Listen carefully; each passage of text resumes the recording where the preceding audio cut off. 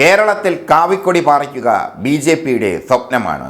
B J പിയുടെ ദേശീയ നേതൃത്വത്തിൻ്റെ ആവശ്യമാണ് കേരളത്തിൽ കാവിക്കൊടി പാറിക്കുക. അതിന് തക്ക കരുത്തും ബി ജെ പിക്ക് കേരളത്തിൽ ഉണ്ട്. ബി ജെ പിക്ക് സി പി എമ്മിനെ പോലെ തന്നെ കേരളത്തിൽ പാർട്ടി ഗ്രാമങ്ങളുണ്ട്. തലശ്ശേരിയിലെ ഡയമണ്ട് മുക്ക് അടക്കമുള്ള പാർട്ടി ഗ്രാമങ്ങൾ ബി ജെ പിക്കുണ്ട്. പാർട്ടി ഗ്രാമങ്ങൾ ഉണ്ടായിട്ടും അണികൾ ഉണ്ടായിട്ടും ബി ജെ പിക്ക് തിരഞ്ഞെടുപ്പിൽ വിജയിക്കാൻ ആകുന്നില്ല. അതിന് കാരണം കാലാകാലങ്ങളായി നടക്കുന്ന വോട്ട് കച്ചവടമാണ്. തിരഞ്ഞെടുപ്പ് അടുക്കുമ്പോൾ ബി ജെ പി നേതാക്കൾ, പ്രമുഖരായ ബി ജെ പി നേതാക്കൾ പണം വാങ്ങി വോട്ട് മറിക്കുന്ന പ്രവണത കാലാകാലങ്ങളായി കേരളത്തിലുണ്ട്. അതുകൊണ്ട് തന്നെ ബി ജെ പിക്ക് ജയസാധ്യതയുള്ള സീറ്റുകൾ പോലും നഷ്ടപ്പെടുന്നു.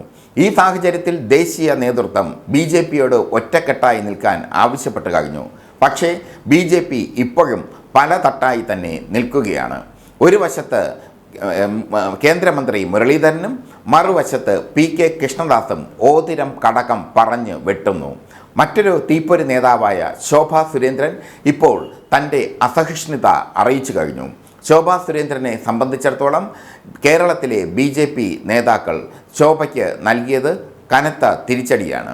ഏറ്റവും എക്സ്പീരിയൻസായ തീപ്പൊരി നേതാവാണ് ശോഭാ സുരേന്ദ്രൻ. ശോഭാ സുരേന്ദ്രൻ്റെ സ്വാധീനം കേരളം കണ്ടതാണ്. കഴിഞ്ഞ ലോക്സഭാ തെരഞ്ഞെടുപ്പിൽ തിരുവനന്തപുരത്തെ ചിറയൻകീഴിൽ നിന്ന് മത്സരിച്ച ശോഭാ സുരേന്ദ്രൻ അത്ഭുതകരമായ രീതിയിൽ വോട്ടുകൾ നേടി. ആ വോട്ടുകൾ ശോഭാ സുരേന്ദ്രൻ്റെ ശക്തിയാണ്. പക്ഷേ ബി ജെ പി നേതൃത്വത്തിന്, ഇപ്പോഴത്തെ ബി ജെ പി അധ്യക്ഷനായ കെ സുരേന്ദ്രന് ബി ജെ പിയിലെ വിവിധ നേതാക്കളെ ഒന്നിച്ചു കൊണ്ടുപോകാൻ കഴിയുന്നില്ല. പല ഗ്രൂപ്പുകളായി ബി ജെ പി വിഘടിച്ച് നിൽക്കുന്നു. ഇതാണ് ബി ജെ പി ഇപ്പോൾ നേരിടുന്ന ഏറ്റവും ഗുരുതരമായ പ്രശ്നം. ബി ജെ പി ഒന്നിച്ചു നിന്നാൽ കുറഞ്ഞത് 15 നിയമസഭാ സീറ്റെങ്കിലും കിട്ടും. പക്ഷേ ബി ജെ പി ഒരുമിച്ച് നിൽക്കുന്നില്ല. ബി ജെ പി പല പാർട്ടായി ചിതറിക്കിടന്ന് ഓതിരം കടകം പറഞ്ഞ് വെട്ടുകയാണ്. ജനപ്രിയരായ നേതാക്കൾ ബി ജെ പിയിൽ ഒരുപാടുണ്ട്. ബി ജെ പിയിലെ ഏറ്റവും ജനപ്രിയ നേതാവാണ് ശോഭാ സുരേന്ദ്രൻ. ബി ജെ പിയുടെ ജിഹ്വയാണ് ശോഭാ സുരേന്ദ്രൻ. ആ ശോഭാ സുരേന്ദ്രൻ അടക്കമുള്ളവർ നിശബ്ദരാകുമ്പോൾ ബി ജെ പിക്ക് നിയമസഭാ തെരഞ്ഞെടുപ്പിൽ ജയസാധ്യത കുറയുന്നു. ദേശീയ നേതൃത്വം ഇത് മനസ്സിലാക്കുന്നുണ്ട്. അതുകൊണ്ട് തന്നെ ഇടഞ്ഞു നിൽക്കുന്ന ബി ജെ പി നേതാക്കളെ ഒരുമിപ്പിക്കാനുള്ള ശ്രമം തുടരുകയാണ്. ബി ജെ പിയുടെ ശക്തി എന്നും ആർ എസ് എസ് ആണ്. ആർ എസ് എസിൻ്റെ ശക്തിയാണ് ബി ജെ പി.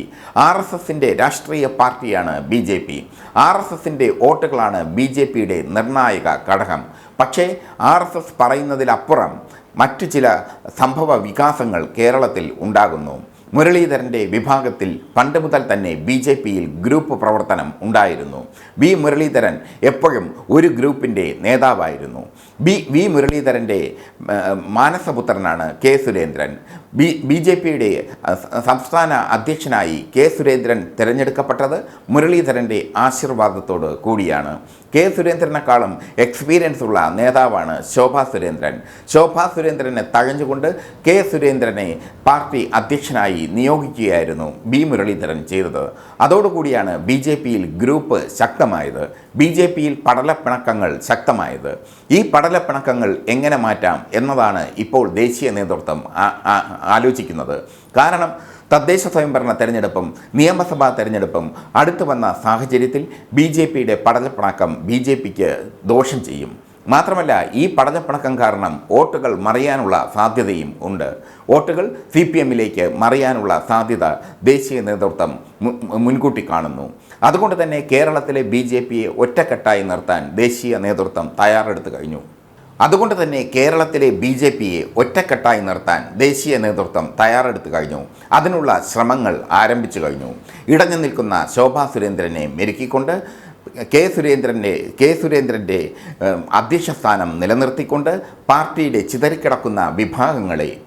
ചിതറിക്കിടക്കുന്ന വിഭാഗങ്ങളിലെ ഗ്രൂപ്പ് വൈരത്തെ തണുപ്പിച്ചുകൊണ്ട് നിയമസഭാ ഇലക്ഷന് ബി ജെ പിയെ സന്നദ്ധരാക്കുക, തദ്ദേശ സ്വയംഭരണ തെരഞ്ഞെടുപ്പിന് ബി ജെ പിയെ സന്നദ്ധരാക്കുക. ഇതാണ് ദേശീയ നേതൃത്വത്തിൻ്റെ ലക്ഷ്യം. കഴിഞ്ഞ തദ്ദേശ സ്വയംഭരണ തെരഞ്ഞെടുപ്പിൽ ബി ജെ പി തങ്ങളുടെ ശക്തി കാണിച്ചതാണ്. അന്ന് ബി ജെ പി ഒറ്റക്കെട്ടായിരുന്നു. അന്ന് ബി ജെ പിക്ക് ഒരു ശബ്ദമായിരുന്നു ഉണ്ടായിരുന്നത്. പറയുന്നത്. അതുകൊണ്ട് തന്നെ തദ്ദേശ സ്വയംഭരണ തെരഞ്ഞെടുപ്പിൽ സ്വപ്നതുല്യമായ മുന്നേറ്റം BJP നടത്തി. ഇടതുപക്ഷത്തിൻ്റെ ശക്തി ദുർഗമായ തിരുവനന്തപുരം കോർപ്പറേഷനിൽ BJP 2ാം സ്ഥാനത്തെത്തി. UDF 3ാം സ്ഥാനത്തേക്ക് പോയി. ഇത് BJP ഒരുമിച്ച് നിന്നതുകൊണ്ടുള്ള ഫലമാണ്. ഇപ്പോൾ വീണ്ടും BJPയെ ഒരുമിച്ച് നിർത്താനായി കേന്ദ്ര നേതൃത്വം തയ്യാറെടുക്കുന്നു. ഈ തയ്യാറെടുപ്പ് എങ്ങനെയാകും സംസ്ഥാന രാഷ്ട്രീയത്തിൽ പ്രതിഫലിക്കുക? ഈ തയ്യാറെടുപ്പ് വിജയിക്കുമോ? കാത്തിരുന്ന് കാണാം.